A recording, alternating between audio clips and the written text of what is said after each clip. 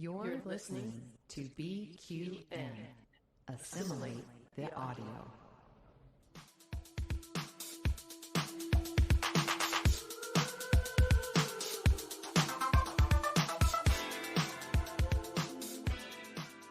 Welcome, listeners, to another episode of All Good Things, a Star Trek Universe podcast here on the BQN and the Fandom Podcast Network. I'm your host, Kelvin, and with me today, it's Mark, Amy, and Christos. Hello, hello. Full house, guys. We've not had everyone here for ages. Mark, how are you? Where have you been? Oh, I've been out sticking it to the man. No, how's everything with Andy, actually? And we went looking yesterday, and so today we're taking a little bit of a break. So I am here to record with you guys. Well, we certainly missed you, and we hope the house hunting is going very well. You have shown me some pretty weird and sometimes scary houses, and then some amazing ones too, with great yards and pools. I know the yard is important for you and Murphy. Yes. Amy, how's things in Vegas?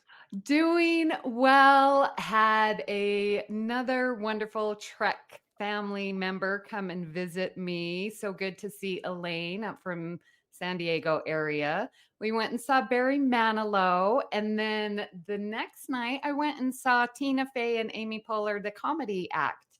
And that was quite fun. So I've been busy. I have never seen an entire episode of Saturday Night Live. So I'm sure some of the jokes went over my head, but they were still funny. It was an enjoyable show.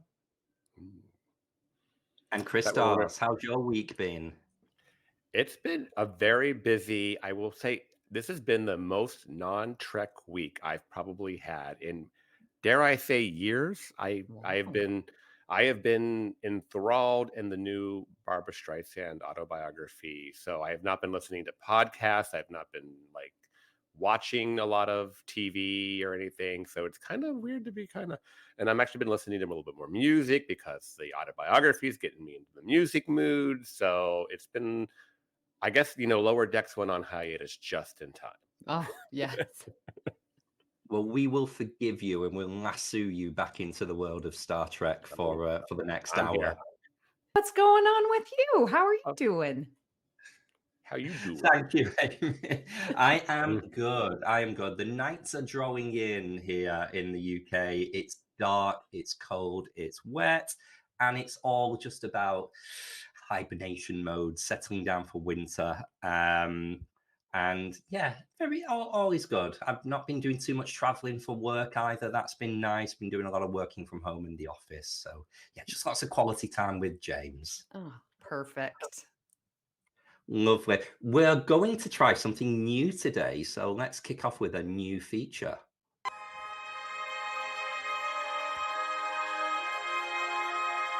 Great joy and gratitude.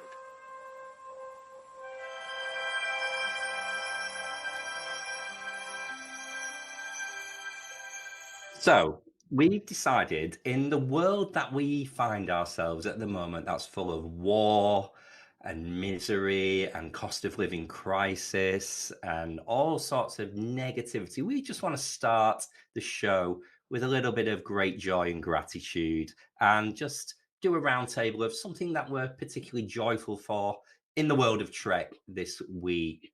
So, Amy, do you want to kick us off? Well, sure. Again, as I mentioned, Elaine came in, a wonderful Star Trek friend of mine. And after the concert, we were just sort of hanging out at the casino and they had a live band playing. And so we hung out there, was dancing and, of course, talking to people. Came across some people who heard of Trek and knew enough of the right words. Oh, yeah, Spock. But the person that they were with, you guys, she had her ears surgically created like Spock, and they were to a point, and it cost her $15,000, and she's had it for 5 years. She's more into elves, but in my mind, they were Spock ears. So that was pretty impressive to see someone actually alter their ears to have the Vulcan point. What is she, a miniature schnauzer? It's quite extreme. I It is. know, right? It is, And but that's she was dedication. Star Trek, but it just was like seeing out there in the wild someone that's dedicated. Wow. Yeah. Very cool. How about you, Christos? What's brought you joy? Well, it was just like actually perfect timing because I kind of had my very non-Trek week, as I said, but I was at a party last night talking away with my friends, not talking about Star Trek. And I start to overhear these two gay men imitating a hypothetical fight between Kate Mulgrew and Jerry Ryan on the set of Voyager. And I'm like, ditched my friends. I said, I have to go talk to these people. And I think we have some new listeners. I was telling them about the podcast on the BQN. So, yeah, how random to be at an autumn party in La Mesa, which is a suburb here in San Diego, and have two dramatic gay men talking. And like I said, one doing Kate, one doing Jerry. And quite well, I thought. The guy who was doing Kate Mulgrew was really a little over the top, which is exactly how we would expect that to go. How fun. It was. That's hilarious. How random for you of all people to bump into them as well. Oh, Your I best know. friend. And my friend's like, oh, here we go. Christos is gone for the rest of the night. So we just lost him. And Mark, I know we've sprang this on you at a moment's notice, but spread some joy amongst the listeners. Oh, that's easy. The last couple episodes of Lower Decks were fantastic, and they have brought me quite amount of joy and gratitude.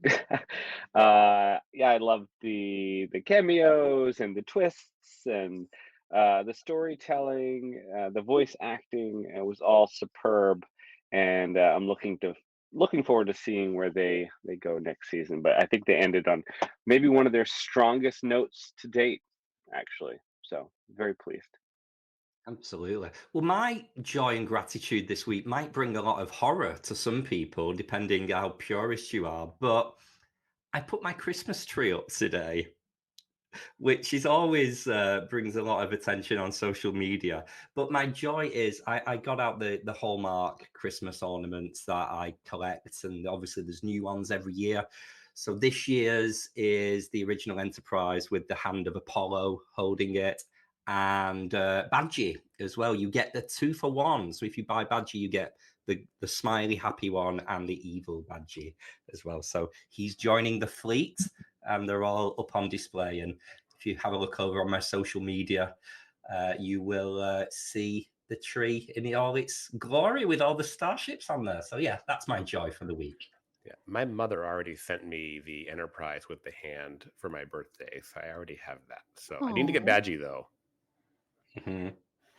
So your tree topper is one that I feel is gorgeous and unique. I haven't seen it. It's not the typical Enterprise. You have it. It's like this beautiful red glittery with and it's a red chrome Enterprise and it's this star topper.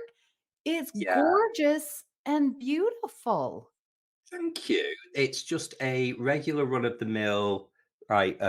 Hollow star that is like a rose glitter, as you said. And we have suspended one of the Hallmark. I think it was the 50th anniversary convention exclusive. It's the Enterprise. And it's like it's flying through the middle of the star. Yeah, We put that on every year. It's lovely. it I thought is. you were, for a hot second, Amy, I thought you were going to describe the Red Angel. Oh. I thought that's where you were going. I was like, what? That's kind of deep, but That's maybe appropriate. funny. But maybe appropriate. Yeah, some people put angels as their tree Uh-huh. toppers. They're red. Oh my gosh, that's funny. That's how you make a Trek. Christmas tree. Michael Burnham's mother. Michael Burnham saves Christmas. Oh my gosh. Yep.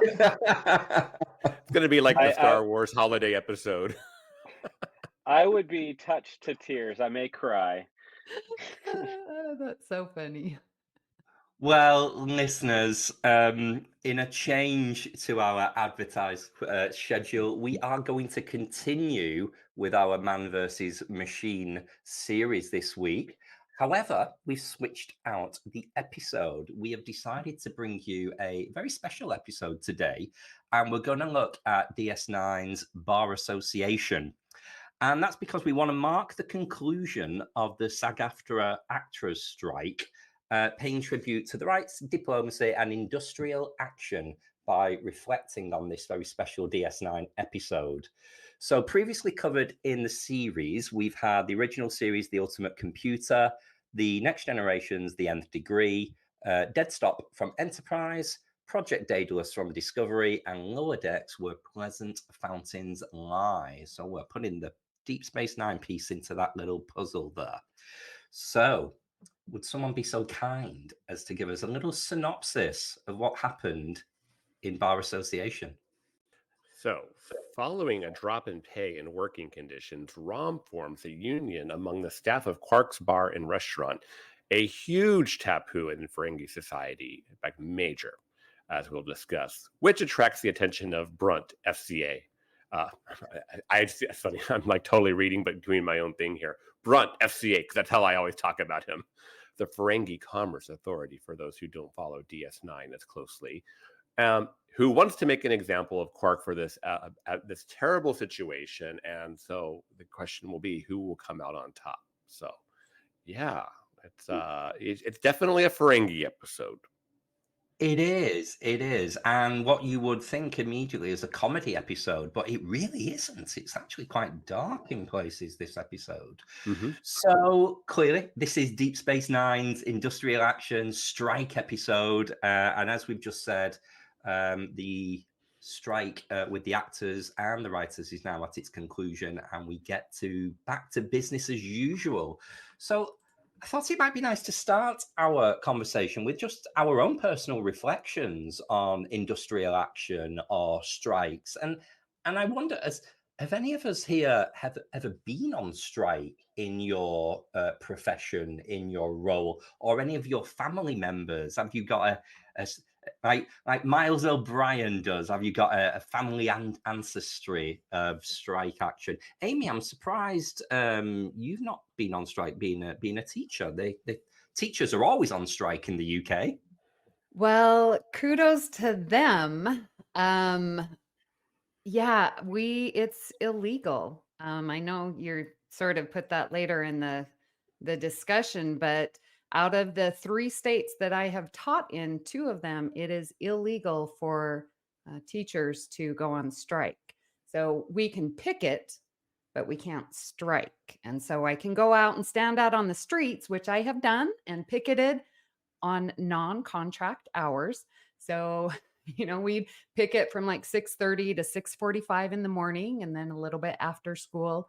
But yeah, you couldn't, it's illegal for us to strike. So Wow. I have not participated in a strike. And yeah, I don't know of any of my family members. It's a right to work state where I'm out here in the West. Maybe we'll unpack that a little bit more when we kind of discuss the ethics of striking. Christos, I see of course you've been the front of center. Oh, yeah. So when I first started working for my company, I lived in Hawaii, and it was clerical union that I belonged to, the ILWU 142. I quickly did not, I was young too. I was 21 when I started working at my company, but it didn't take me long to figure out that I did not like other people going into a room and deciding what happens to me, in the collective bargaining agreements and things like that. So I quickly ascended to shop steward, so that I could be the guy who would go into negotiations with kind of the 3-way between the company, the union, and the workers. So I definitely have spent, I went through contract negotiations twice. We did not go to a strike. We came to agreements both times, but also, like, the work that comes with being the shop steward is when grievances are filed, you're the one that's meeting with management and starting that discussion. So, yeah, it's definitely some experience there. But yeah, never been on strike. Can I ask you a question? Like when you were shop steward, was that a paid position at all? Like, did you get any compensation? No, because and no, I don't believe so. It's been a long time, Yeah. but a lot of times what you were doing happened during work hours, so you're kind of being paid already. Oh, okay. Only once I had to travel to another island where we were having contract negotiations, so that was some travel one time. But other than Mm. that, yeah, most of that happened during the workday anyway. And volunteer time. Yeah. Yeah. And how about you, Mark? Have you had any experience striking or any family members? I know obviously Andy's in the medical profession. Has he ever faced a strike or anything like that? He has not, and my parents were teachers, and they didn't, surprisingly, either. Um, I was with a company for, a decade, and there was not a union there at the company I was working for. I'm in a company now that does have unions, but I'm now in leadership positions, so I'm not part of that. So I really don't have much to speak about it except for the fact that I grew up in a very pro-union household, and from like an early age, my parents had talked to me about what that means and like the history of it and why it's important in American society to make sure that we don't have things like child labor and things like that, or people going into dangerous situations without the PPE and stuff that they need. And so, because of unions, we have all of these things that protect us and protect children and things like that. And so, I grew up learning about the importance of them, in spite of not really having direct impact as far as like strikes are concerned with my family members. Wow, that's amazing that you've had that grounding in the subjects. It's kind of come through the family history and the local like news. Amazing. My history with striking is very flippant. Um, I've served most of my life in the private sector, but my kind of role that I trained for is a regulatory position. So that would work for the council, for the local authority.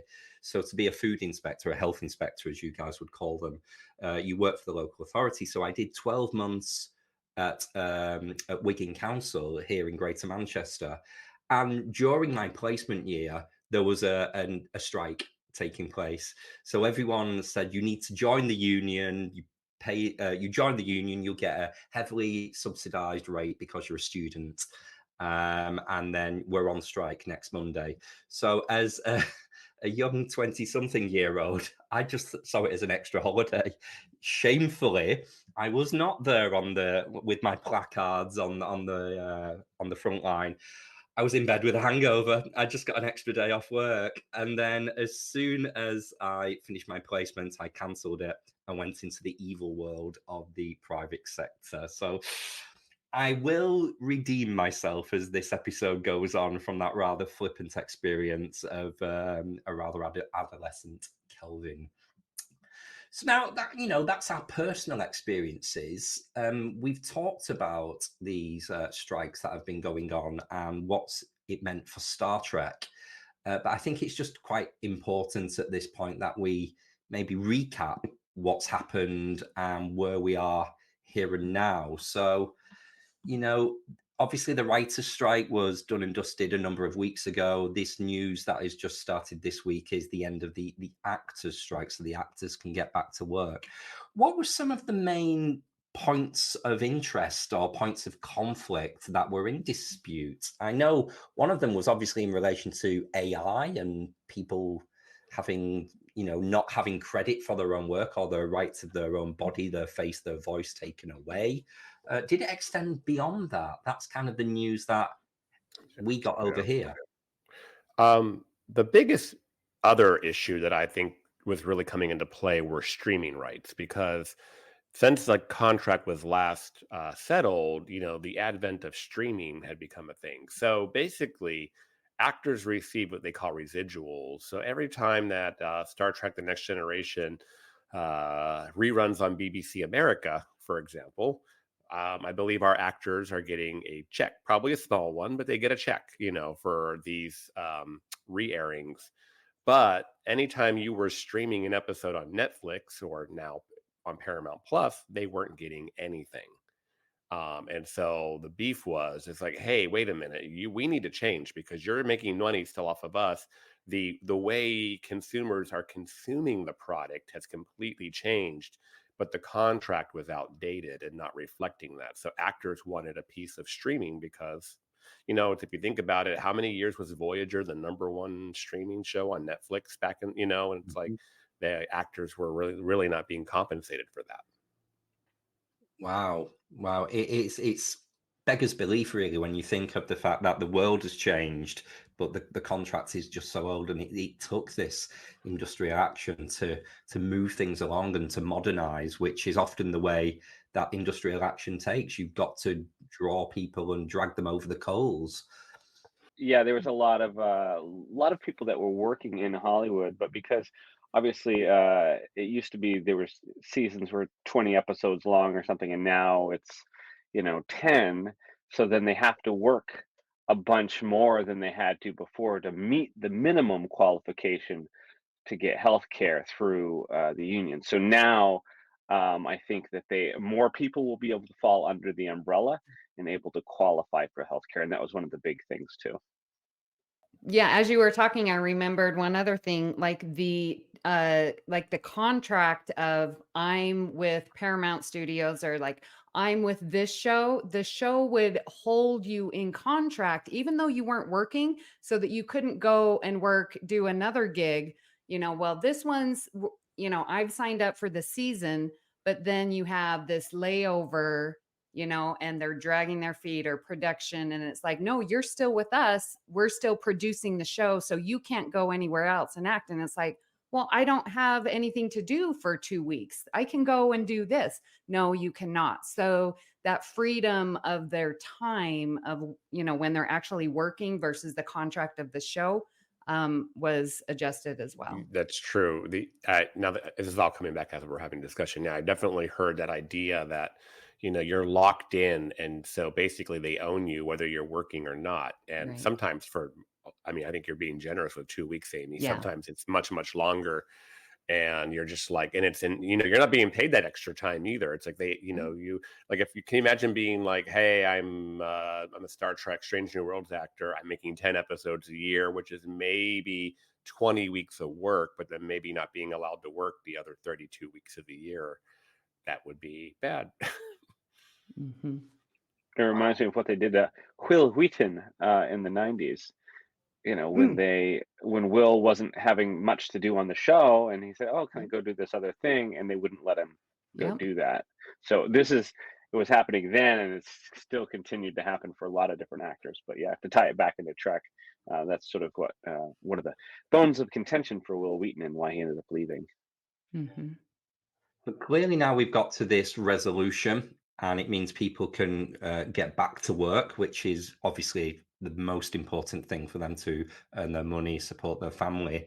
And it means we can kind of get back to normal a little bit with Trek, because we came to a standstill over the last number of weeks, and we're now reflecting on, obviously, Discovery is in the can and good to go in early next year. But after Discovery, and maybe season 2 of Prodigy, now that's got its home on Netflix, but after that, there's going to be a huge chasm where we're not going to have any Star Trek until season 3 of Strange New Worlds, or any of the newer series if they race them into production. So this kind of lag effect of, we're now celebrating the end of the strike, but we're not really going to feel the effect as Trekkies for several months to come yet. So it's interesting how we reflect on that. Well, a bunch of the creative team that worked on 90s Trek now works on the Apple TV show For All Mankind.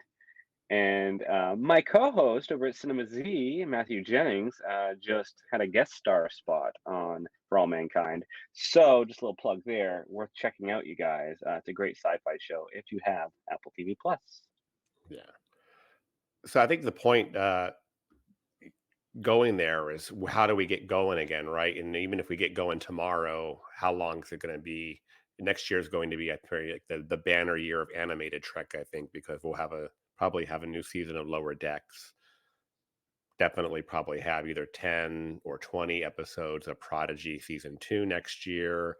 Whether they air that all at once, or they air it in two break it up, we don't know yet. We have the 10 episodes of Discovery. I know they've been kind of doing this reset every month on Strange New Worlds during the strike of, okay, if we resolve this month, how fast will it take to get started again? I think the question's going to be, I think they're also ready to go on the Section 31 movie. So, but they're both being filmed in Toronto. So I don't know that they're going to be able to film simultaneously on the movie and Strange New Worlds. So it might become a matter of who gets to go first. Hopefully they're going to let the movie go first. So we get that probably late next year. You can understand why the amount of money that a movie will generate rather than a series. But this kind of, now everything has come back to life. It reminds me a little bit of the other year when the pandemic came to an end and kind of Hollywood reopened films, and there was that starvation in cinemas of no new material, and then everything was happening all at once. So there's going to be that race for the locations and the people behind the scenes, and it's going to be crazy busy.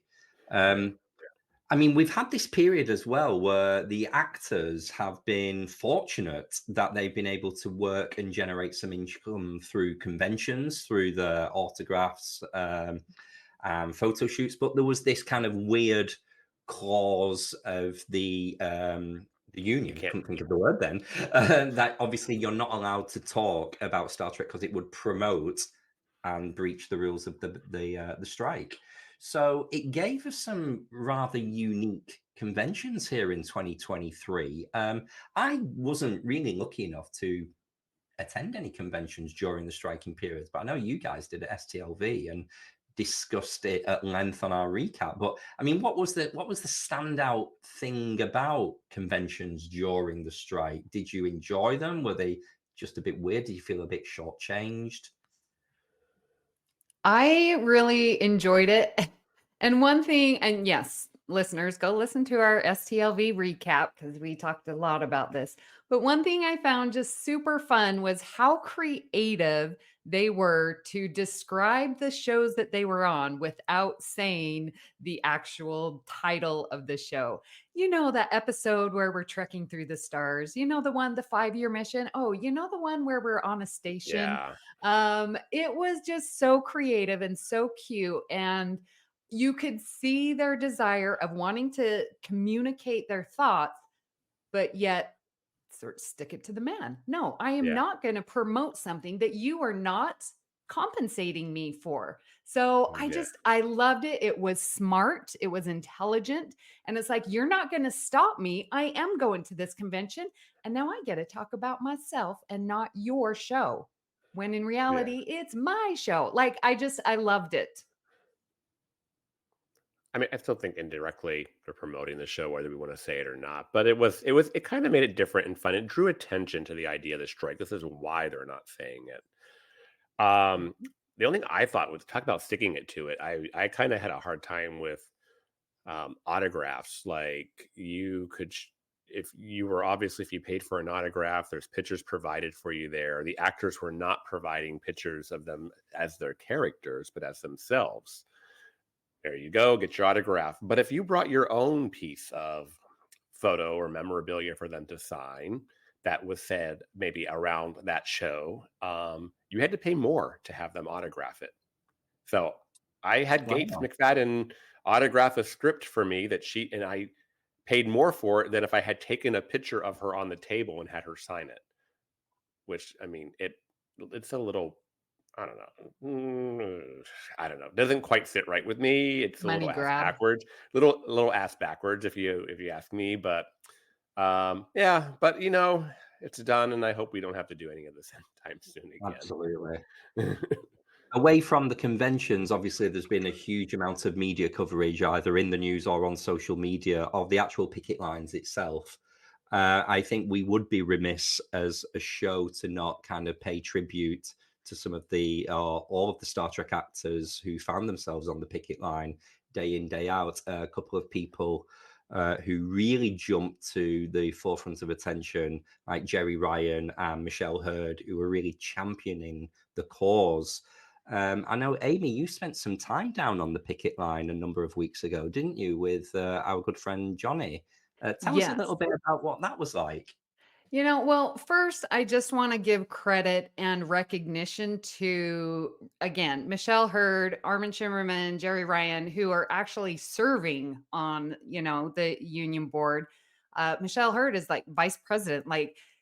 And how significant is it to have so many Star Trek actors in this union? Like they are living the ideals of Star Trek and the philosophy that we hold true. And that's just, I seriously, well, that's because I don't research it. But what other show has as many actors in the franchise supporting this cause? I'm sure there are, but I just really want to recognize all of them. And like Ethan Peck was out there, Nana Visitor, like you saw them on the picket lines so much. Like they were there almost daily. It was very inspirational.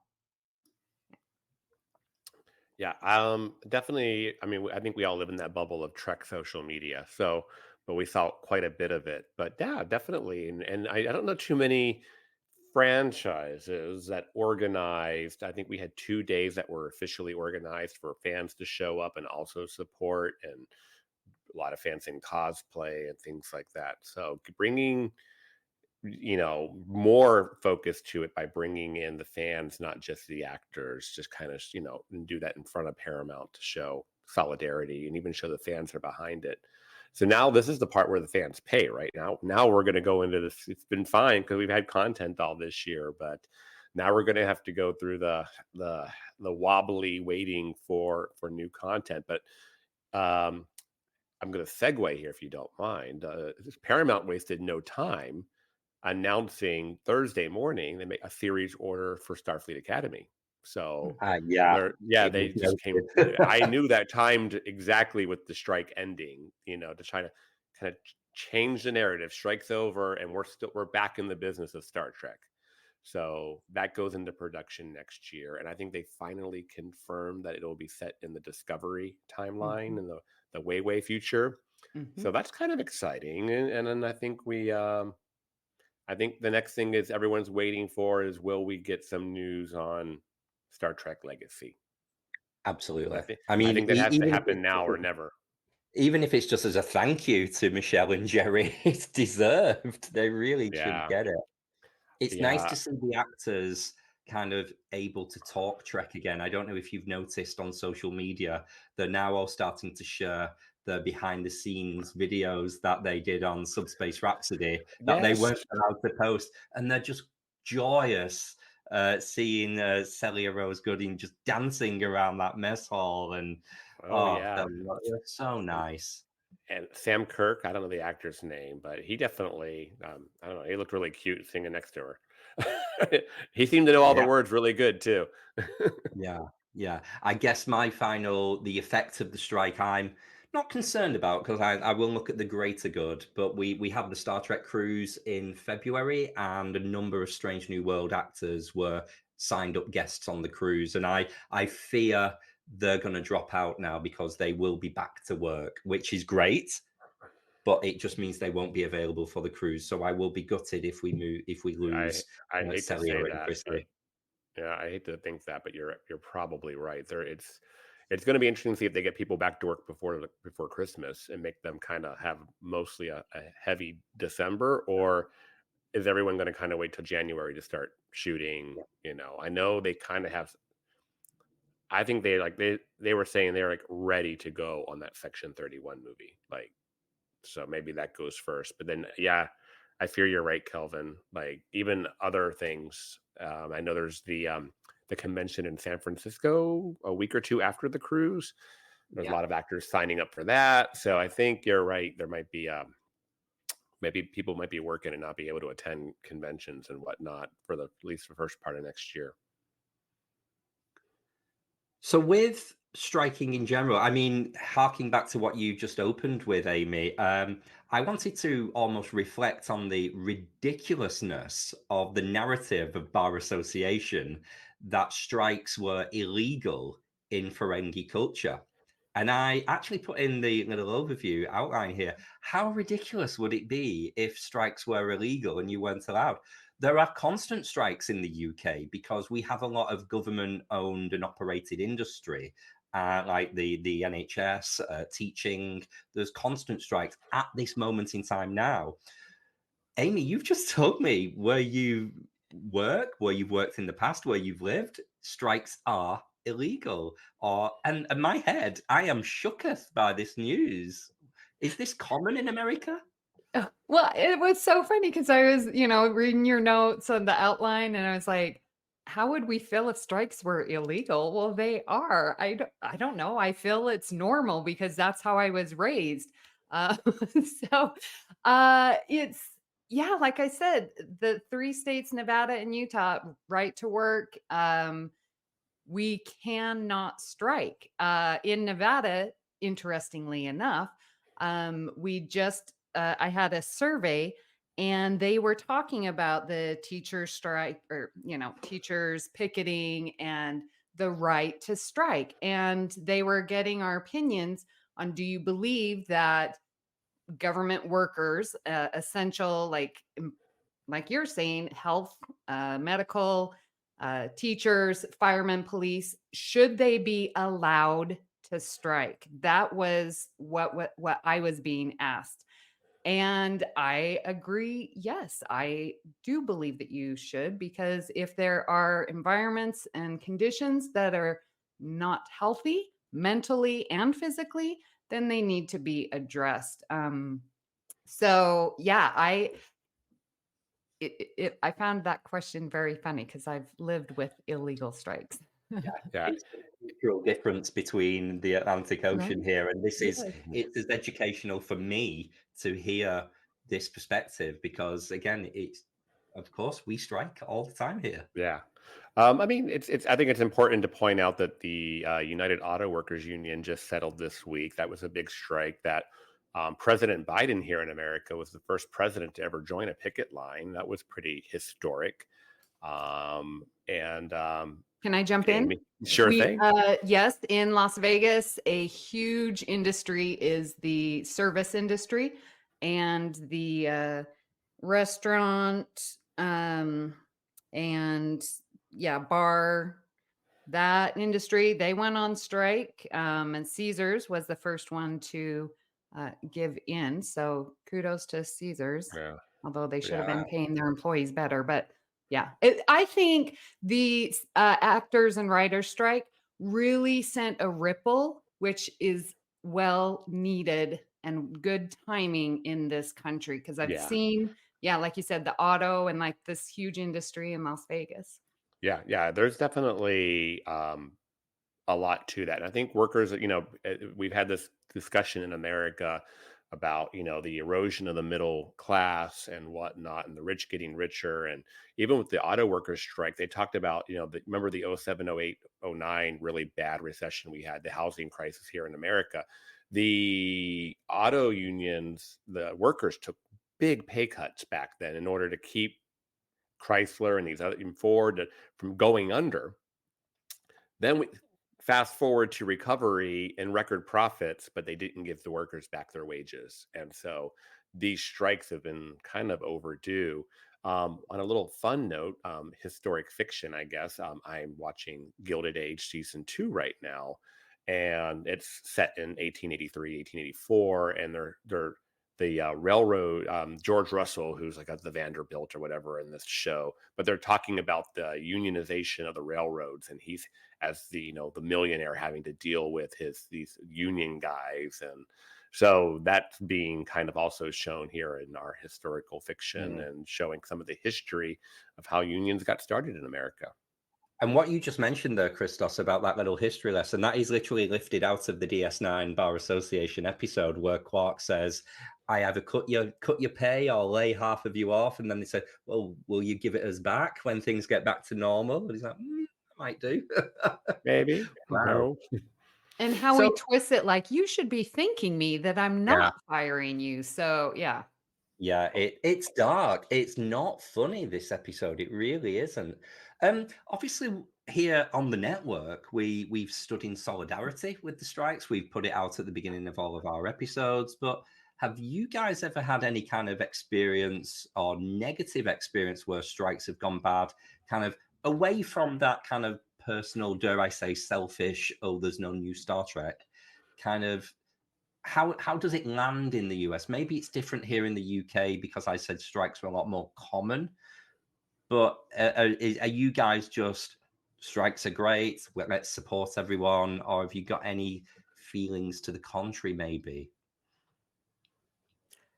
You know, it was an interesting question, and the only thing I could think of, and this is not meant to be flippant, but when we had government shutdowns, I needed to go to a government building and it was closed. That really is the only negative Yeah. thing that I've experienced because it just Yeah. doesn't happen. Yeah, and I mean, we have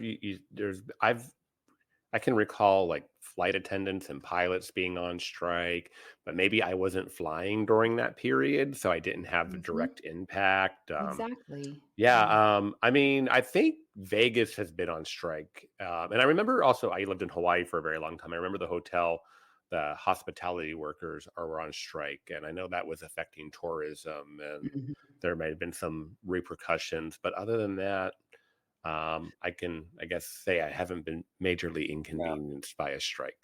Now, Here in Mark, the with you living in the East, which is more likely to strike, have you been infected? No. Have have Affected. you been negatively affected by any strikes? Not particularly. Like I haven't, tried to go to a restaurant and the restaurant closed because the workers are striking and whatnot. I think maybe because especially my area, like Boston area, just like the strong, like the Irish, population here, the workers, it's always been a strong um, union center here, like where I'm at. So I think that the companies and the unions are at this point like accustomed to I don't know, playing ball with each other because they Mm. know the repercussions aren't going to be good. And so you see occasionally there'll be picketing and whatnot, but I think the deals get reached quicker and don't get drawn out as much. Maybe because of the history, because they've been like over in the UK, been dealing with it for quite a long Yeah. time. So over here in the UK, there is this narrative with the media because we have got constant healthcare, teachers, and transport union strikes, and there is now a feeling of the striking industries are losing the support of the public because of the amount of inconvenience we are suffering. So starting with transport, all of the train strikes take place on major sporting events or public holidays for the biggest impact. And it's constantly happening. So the public are getting a little bit annoyed. But now move it into healthcare. You've now got the news kind of fostering a narrative of it is irresponsible of the nurses, the junior doctors, the other strikes, because you are putting lives at risk. And they're bringing the union leaders onto the news, onto Good Morning Britain, onto BBC News, saying, you're going to cost lives. How do you feel about that? And so it is taking a dark narrative in that manner. But it just needs to get sorted out. It really does. That is very frustrating to hear, and that's sort of the reason why it's illegal. Like, if all the teachers went on strike, what's going to happen to a third of the population who are in school? And it's this very fine line that you're walking of, okay, we want to support, I'll just say teachers because that's what I'm familiar with. We want to support teachers, but then, oh, you're selfish and you should be teaching our kids. Well, it is not our fault. You need to be mad at the government who's not paying, who's not providing the funding. Like, this is where the anger needs to go towards, not the workers. And that trend of the elite and the government spinning it to make Yeah. the workers be vilified is insane.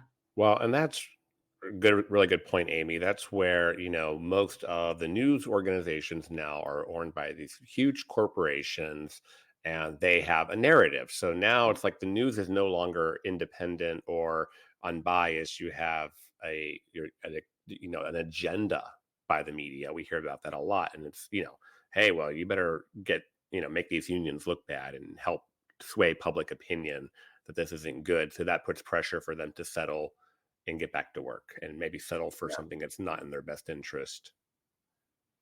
I've got a very little funny story to tell you. It's a history lesson. Amy, do you remember when you came to Manchester and you were immersed in the industrial nature of Greater Manchester here in England? One of the industries that has now long since died out, unfortunately, is the coal mining industry. And the area that I grew up in, an area called Wigan in Greater Manchester, is a very strong coal mining industry. My grandfather was a coal miner. And Wigan, if you tell people you're from Wigan, you are sometimes called a pie eater. Now, I know in America, you guys think of pie as apple pie, cherry pie. It's more of a savory dish here in the UK. We have meat pies and cheese and onion and things. And it's true. People from where I grew up, we eat a lot of pastry and pies. However, the phrase that Wiganers are pie eaters actually comes from 100 years ago, when pretty much all of the men who worked in Wigan were coal miners and went on strike. And unfortunately, the strike was that long and drawn out that the unions lost. And it was said that all of Wigan were starved back to going into work, and therefore all of Wigan were called to be eating humble pie. So now Wiganers are still, to this day, 100 years later, referred to as pie eaters because we lost a strike. Wow. Yeah. But if you talk to a young person, they just think it's because we eat a lot of pie. Yeah. I feel like I'm listening to history with the Szilagys. I know. Yeah, I should get Chrissie to cover it. Europe is so steeped in its history. I think Mhm. people are just definitely, they gravitate it so much more, and they know it. Whereas Americans, we're always kind of forward looking, and we don't look back very often, and we should, on average. We have a long history. Shall we get back to the episode? I don't feel we've actually discussed much of it. Let's have a look at some assimilations. 48 minutes in. I know. Assimilations and regenerations for this particular episode. Who wants to start us off? Because it was a great episode with some good moments. I will start off because I totally had this thought when I was watching this yesterday. So after many episodes, Quark, becoming a nice guy and a bit of a reformed Ferengi, kind of became quite likable, right? He's one of our favorites. It's mid-season 4, I believe, right? Here we see him return to that, true to form, cruel guy that we kind of saw back in episode 1 in Emissary, right? So, and it's like, okay, yeah, this makes him complex and a beloved character, but I'm like, it's almost like unbelievable in the sense that you just made such a big right turn. I know they frame it well, that because of the Bajoran holiday, business is really bad, and they kind of set a reason for him to be in a foul mood, but I felt like it's a little bit of a jolt, at this point for Quark to suddenly be so incompassionate. He was very Scrooge from A Christmas Carol. Very miserly. Yeah. I love, and this is episode 16, right? So Worf came on, and Worf is still adjusting to living on the station. I think it's wonderful. I think it's well-deserved. I think it's in your face of, oh, it's episodic TV. No, these characters are having to go with deal with issues, and moving to a new place and new people can be very difficult to adjust to. And I just thought it was lovely. And of course, this is where, Jadzia and Worf get together. Well, not get together, but, just the beginning of their relationship. I really like that. Yeah. Yeah, I like when she gives him the little we'll call it USB stick, whatever that is, isolinear chip Yeah. of the Klingon operas. And I'm like, oh, you can I see like the know. budding of their relationship there. And Mhm. yeah, so I was like, oh, that's really cute. He could tell he really likes her and respects her. And I liked it. There was also that they're going off when they discovered that Worf was being robbed, but they were together and they were going off to the holodeck or whatever. So yeah, I kind of like that. But yeah, I loved when Odo kind of schooled Worf, about all the security breaches that were on the Enterprise D, and talk about in world, right? He specifically names things that we saw on screen, like the basically rascals in A Matter of Time and events of those episodes. So that was pretty cool. I think that was great continuity, and I loved the holographic Quark waiters in Quark's bar, where they would short circuit and fritz out when anyone with a kind of a magnet came near them. Right. And it was good because it kind of answers a lot of those questions of why don't we just use holograms for everything? Why, so people are not servile? And it kind of addressed it in a very comedy way of, well, they don't always work. They're not all going to be like the Doctor from Voyager. Right. But then we also find out, right, that that kind of alludes to things we saw later in Voyager, or maybe they were happening concurrently, where the Doctor finds out that the EMH1 is basically doing labor work. Yeah, like they're doing labor work. And so they did, obviously, at some point, someone perfected it, the technology to have holograms being servants. But so it's like you were saying, Kelvin, continuity kind of all sticks together. So, if there are assimilations, what have we got for regenerations? I hope you don't mind. I'm going to jump in here because there's one. And again, I think this is a UK-US kind of anomaly here that I found it incredibly ironic that the industry in this episode was the hospitality industry going on strike, because here in the UK, it's not unionized. The hospitality industry is considered one of those jobs you go into as a stepping stone to kind of pay for your way through college, or dare I say, while you're deciding what to do. Now, there are people with great careers in hospitality, and I've got a long career in hospitality. I even have a degree in the subject for my sins, but we would never strike. And it's almost, there are no rights for hospitality workers. If you downed your tools and went on strike, you would just get fired and you would be replaced by another 17-year-old. So the fact that this strike, this groundbreaking episode focused on the hospitality industry, I found it unbelievable from a UK perspective, but also just want to, drive the message that standards should be better and people should be paid a proper living wage that work in the hospitality industry, so it becomes more of a attractive career like it is in America. That's my soapbox rant over for the week. Yeah. I mean, but couldn't have, Quark, he could have just fired them all and hired new workers if he could find them. I mean, DS9's only so big. But I thought it was kind of interesting. It was a little bit of a prime directive discussion to have here. Cisco tries to meddle in the strike a little bit and point out that Quark doesn't pay rent. He doesn't pay for the power he uses or anything like that. So basically, if you don't want to be back charged, settle it, which is nice. I think that harkens all the way back to Emissary, right? Where they're like, trying to make it, keep DS9 flourishing, so they wanted to incentivize people to stay. So basically, there's a government subsidy there to have a business on DS9. So there's that. But then, Quark is citing cultural reasons for why, it's against our culture to have unions and do this kind of activity.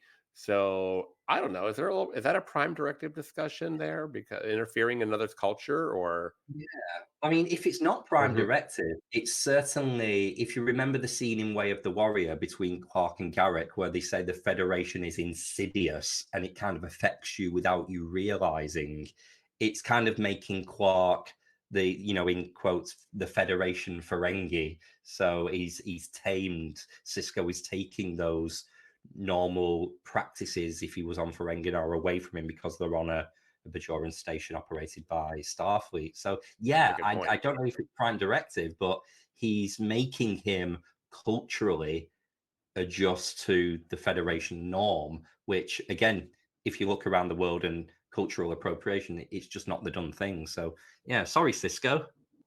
Okay, one regeneration. I'm sorry, listeners.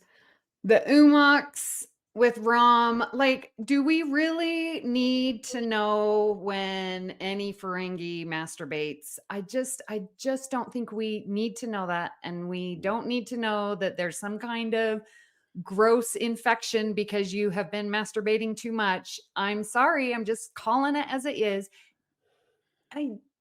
We don't need that. There could have been another funny ear,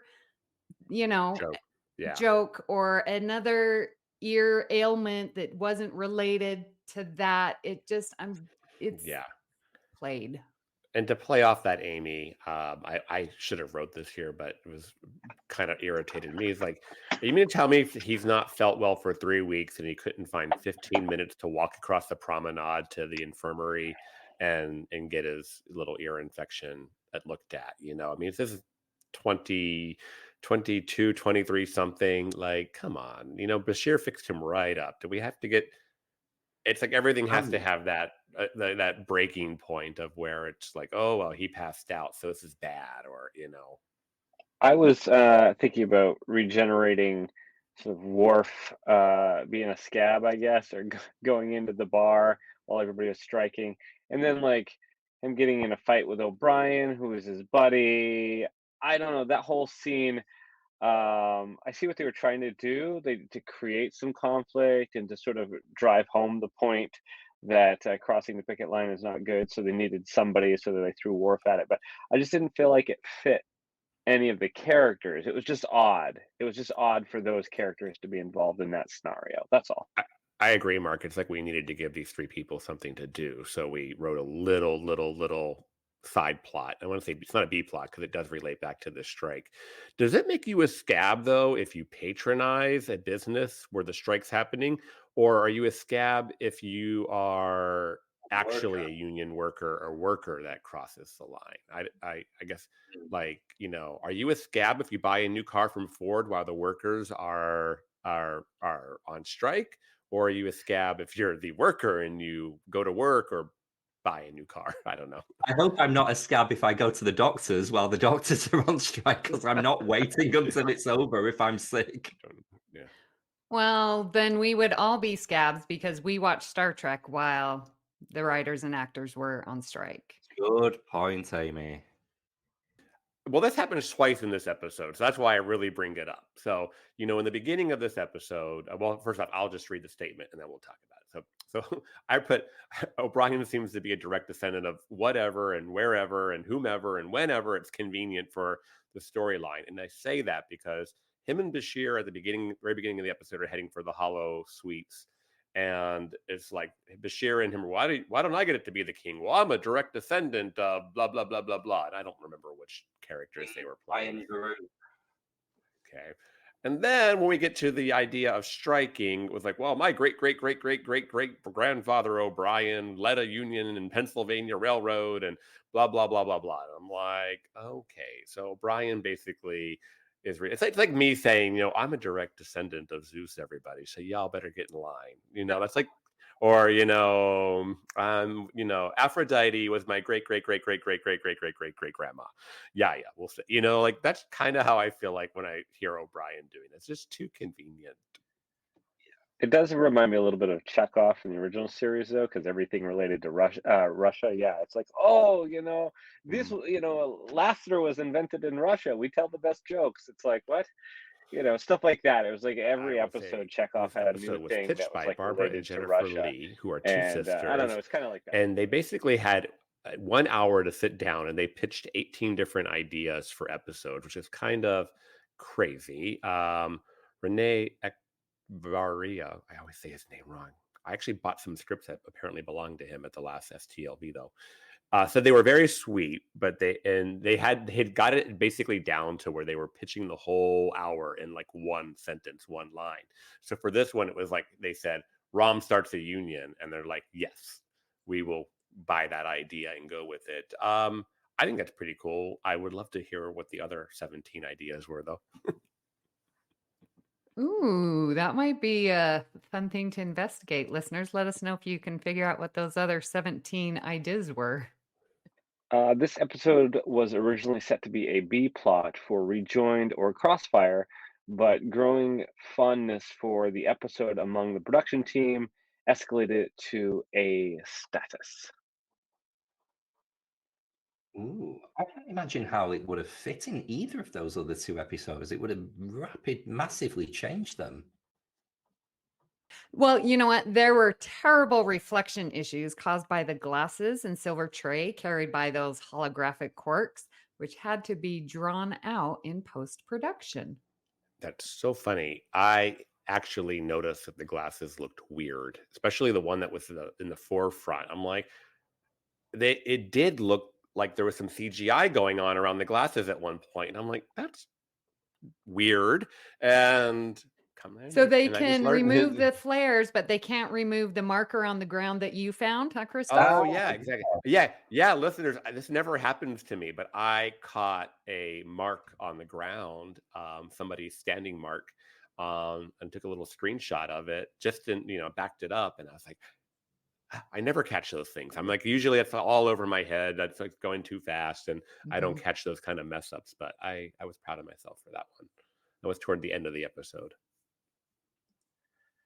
Okay, obviously the star of the episode, Max Grodenchik, Rom, he didn't want to do this episode. He didn't like it. He was terrified of the idea of Rom leaving the bar, and he really had to be persuaded that this would not be, as he thought, the death knell for Rom. In contrary, it would actually be a rebirth of the character.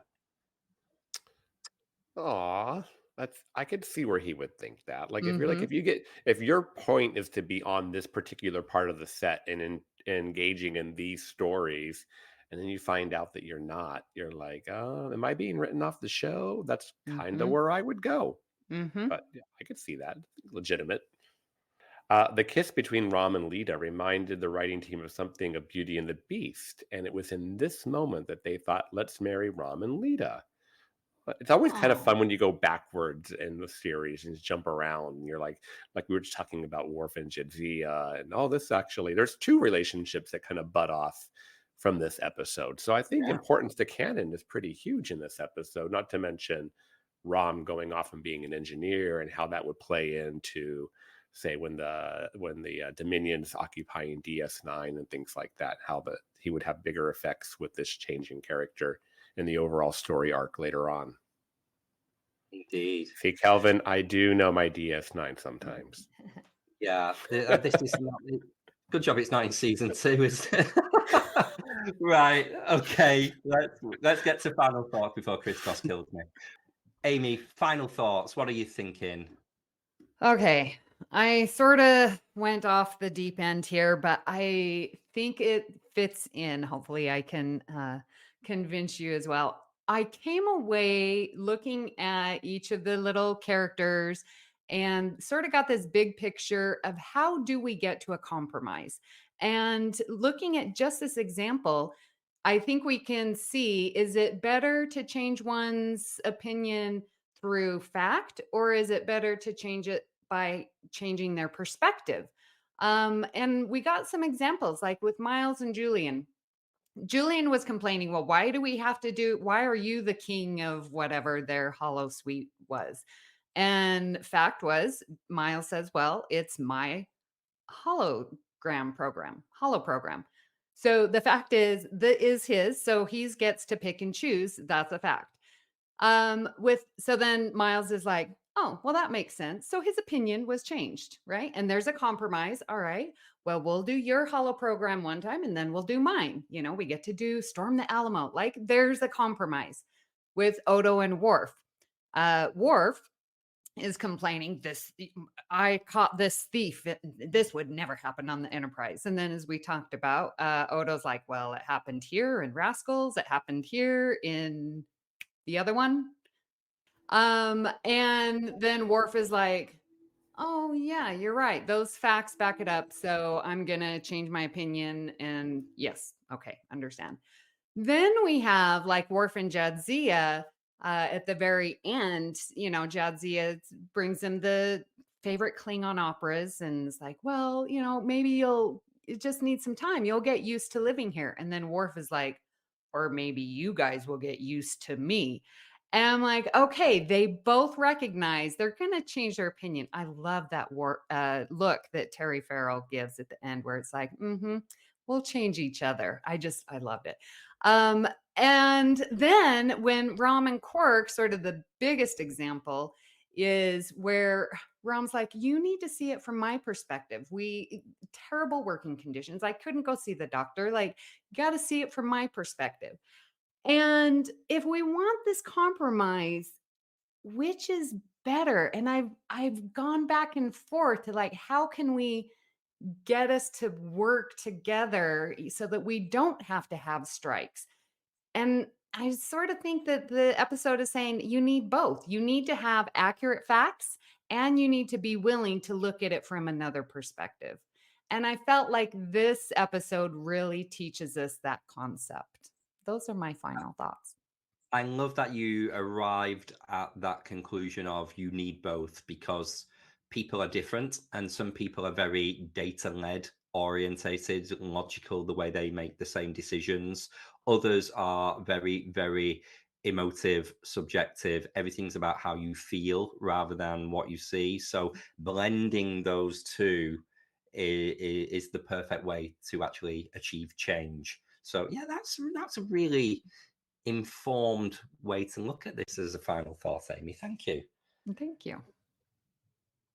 Mark, Christos, what are your final thoughts for the episode? How do you think of this episode as a man versus machine? We kind of said this is the machine here is the industry. So I have a lot of like pros and cons to this episode. I mean, I think for the most part, you guys have been following along as I've talked about it. Mostly positive. There's some fun things in this episode. Definitely some really important to canon things in this episode. A lot of character development that comes out of this episode. So it's very important, and I like it for some of those reasons. I think the idea of the whole idea of the strike and everything, it's a little hokey in the sense that it's very 1990s idea taken 300 years forward. And we poked a little bit in the regenerations. I think you really have to look at this episode that it can be kind of fun, and that's what you take out of it. And there's some good ideas there. I think it is a perfect example of man versus the machine being corporate or the law or Ferengi law, whatever you want to call it there, or challenging a custom and it being dated, or I like what you said, Kelvin, about it being very, Quark is becoming very sanitized with Starfleet, kind of what Garrick said back there in Way of the Warrior.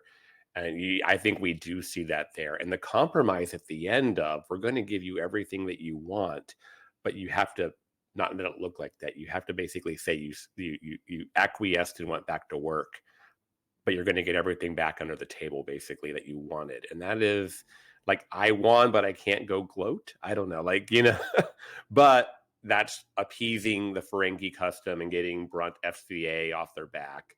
But the workers getting everything that they asked for. So I don't know. It's a little all over the place, but ironically, I actually enjoyed the episode when I could normally poke a million holes into it.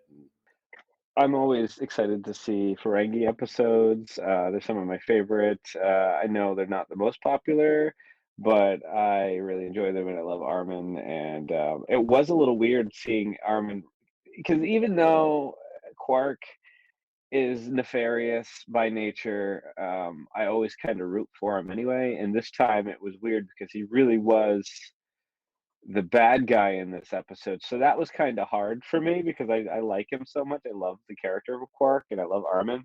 So to have him be the sort of the villain, but in the end he did have an arc where he sort of gave in for his brother, and he did, let his brother know that he cared about him, and he does actually love him, which he found out at the end of the episode. So that arc was good. I'm glad that they had the arc.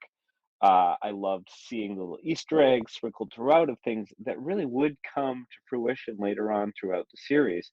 I was like, oh, this is when the first time what these two characters felt this way about each other, or that. And then Worf ending up on the Defiant was another thing where it's like, yeah, that makes sense for who we know of the character of Worf and his structure and discipline and his, joining Starfleet and wanting everything to be like a certain way. Even like his vision of what Klingon culture is like is not really what it is. It's like he has like this. He lives in this bubble almost. So to me, the idea that he would go into the Defiant and make that his bubble of like, okay, this is his safe space. I was like, yes, he totally would. This is exactly what would happen. Wow, that makes sense. And it was, I think, the first time I've seen this episode where that hit me, where I was like, okay, I understand. Yes, that's perfect for the character. And I really recognized the powerful writing of this episode. It was done really well. I enjoyed it. This is a great rewatch for me. What shows are on BQN, you ask? Well, here's a rundown of some podcasts you might be interested in. All Good Things, a Star Trek Universe podcast covering all of Trek, hosted by Amy, Mark, Christos, and Kelvin. Bargain Bin Gamer, a YouTube show hosted by Davey, a self-proclaimed gamer who specializes in reviewing and showcasing affordable video games. If you're lost in the Delta Quadrant, check out The Captain's Couch, a Star Trek Voyager podcast hosted by Jeremiah sitting on Janeway's Ready Room couch. Cinema Z, a film discussion and review podcast showcasing films you probably missed but should definitely check out, hosted by Mark, Matt, and Laz. Beam Aboard the Galaxy Class, a Star Trek Next Generation podcast covering all of TNG, hosted by Amy, Joe, Rhea, and Kevin. History with the Szilagys, a snippet of historical events from around the world, hosted by Chrissie and Jason. For the newest Trek coverage, check out Infinite Diversity, hosted by Chrissie and Thad. Test your Trek knowledge with Treksperts Quiz, a Star Trek quiz show hosted and written by Davey. Union Federation, covering all things Star Trek and the Orville, which we all know is really a Star Trek show, hosted by Kyle, Kevin, Amy, and Haley. Spill the Tea with What's the Tea, Bev, a Trek current events and fan interview show hosted by Christos. And for our Patreon members, we have The Hive Mind, BQN's monthly roundtable discussion with hosts and listeners. It's Green, a cornucopia of topics hosted by Mark, and Amy's Math Moments, a quick look at math moments in Star Trek, hosted by Amy. We know you have a choice of podcasts to choose from, and we thank you for listening to BQN. Assimilate the audio. So let's try this again. Amy, why don't you tell the listeners where are we going next week? Well, listeners, if you already watched the Doomsday Machine, good job. And if you didn't, you have another week to do so, because we are still going to be talking Man versus Machine, but with the original series Doomsday Machine. Have you watched it, Amy? No. I'm like deja vu. I know. Don't ask me anything about it. I haven't All seen right. it. More Well, I about did next you a week. favor. You've got an extra week like the listeners. Yes. Okay, we would love to hear what you thought of today's episode and hope you'll join our Facebook group, the BQN Collective, to continue our discussion there. You can also reach out to @AllGoodPod on Twitter and Blue Sky. Please follow the network on Twitter, Blue Sky, and Instagram @BQN Podcasts. And we've also partnered with our friends at the Fandom Podcast Network, where you can find us by searching the master feed. So, Amy, where can people find you when you're not being chased around the promenade by naughty Nausicans? Well, hopefully they're not going to be throwing darts at me. Or that was pretty weird. Oh, all Nausicaan games are dangerous. It's like, okay. Well, Picard knows, dumb job. So you can find me here on the network where I'm co-hosting Union Federation and Galaxy Class. I am on that Twitter X place at Miss Amy Nelson, but my favorite place, BQN Collective on Facebook. And Christos, where can people find you when you are not regaling everything Greek to everyone? You can also find me on Facebook in the BQN Collective. Pretty much on all the socials at Greek Geek SD. Although I will say I'm really bad about social lately. It really feels like so. Anyways, and Mark, where can people find you when you're not hiding out on the Defiant listening to your Klingon operas? Beloran Malota. Yeah. Oh my God. I actually, I don't hate it. I don't hate it. It's a vibe. It's a whole vibe. And I would do it in that white bathrobe he wears when he's doing the Klingon yoga. Okay. So when I'm not doing that, you can find me on Cinema Z. It's a podcast that I do with some friends, and we talk about some of our favorite films. You can also find me in the BQN Collective Facebook group. And yeah, I'm on Blue Sky, MW207. And Kelvin, where can people find you when you are not explaining that your great grandfather was a king in a castle somewhere in the UK? I mean, he probably was.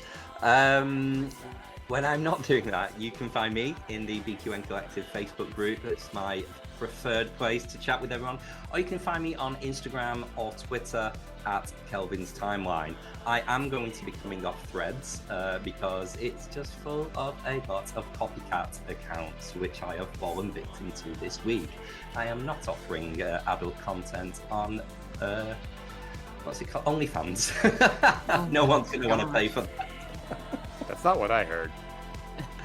Oh, you can get it for Come free. to Blue Sky, just saying, you get an invite. Please hit the subscribe button on Apple Podcasts or wherever you get your podcasts, and leave us a star rating and written review, because that helps others to find the show. You can also follow the entire network's podcast with our master feed by searching BQN. At this time, we would like to thank our associate producers, Mahendran Radhakrishnan and Tim Cooper. A special thanks to Graham Kelly for our opening and closing music, and our very own Mark White for our artwork every week. If you'd like to help us keep all our shows coming to you each week, you can become a patron of the network on Patreon. We will add you to the Hive Mind Facebook group so you can enjoy its stream, Amy's Math Moments, and other network perks. With a monthly subscription of $5 or more, you can join our meetings on the Hive Mind Roundtable discussion on the second Saturday of each month. Visit patreon.com/BQN to get all the details and watch your messages. Thank you for listening. We hope you'll join us As we search out All good things.